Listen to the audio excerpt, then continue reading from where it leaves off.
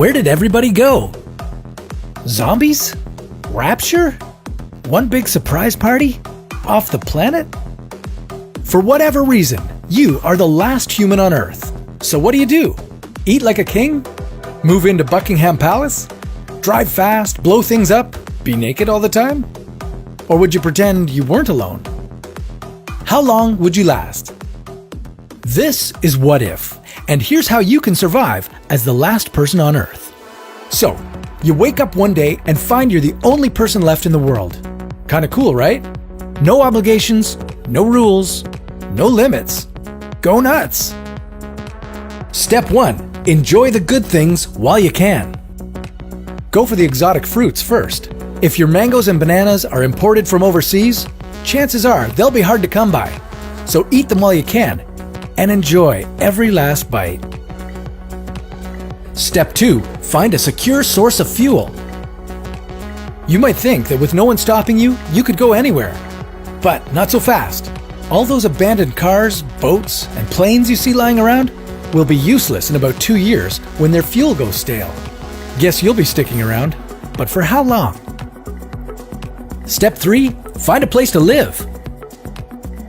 If water, food, and shelter are your basic needs, shelter would be the easiest to come by. You'd literally have a world of homes to choose from. But be careful where you settle down. Cities would become dangerous, since without proper maintenance, they'd start to fall apart pretty quickly. Nature's elements, rain, frost, and heat, would take their toll. Rot and mold would become widespread, and vegetation would crack through concrete and break through glass.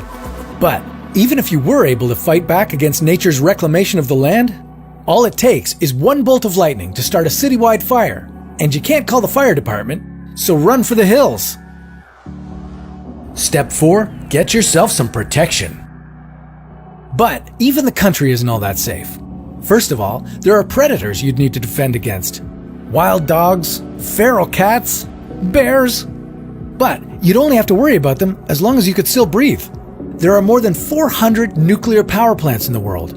And once their automated safety systems began to fail without human supervision, there would be meltdowns across the planet, rendering many regions simply uninhabitable. Step 5. Find some food.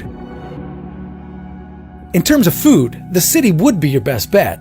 Supermarkets have enough canned and frozen food to last you for decades.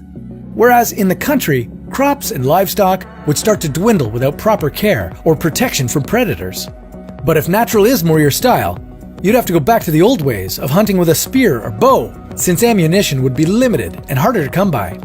Maybe you could grow your own little vegetable garden, but that would cut into your water resources. Step 6. It's all about the water.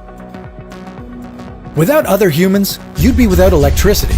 Water pumping stations and treatment works would shut down, and the fresh water kept in reservoirs would go stale quite quickly. You could rely on bottled water, and you'd probably have thousands of liters to go through, but eventually you'd have to learn how to purify your own. Step 7. Start learning. You'd have to teach yourself a lot of things, but lucky for you, you've got a lot of time on your hands, and millions of books out there with all the information you'd need to survive effectively on your own. So while it might be hard at first, you could technically survive as the last human on Earth. But would you really want to? Humans evolved together as social creatures in order to survive. We joined forces against hunger and harsh weather, and built families and communities to share stories, empathize, and keep each other happy and healthy. Human contact has been scientifically proven to build trust and reduce stress. So while it's apt to cramp your style, be glad it's a small world. We need each other more than you think.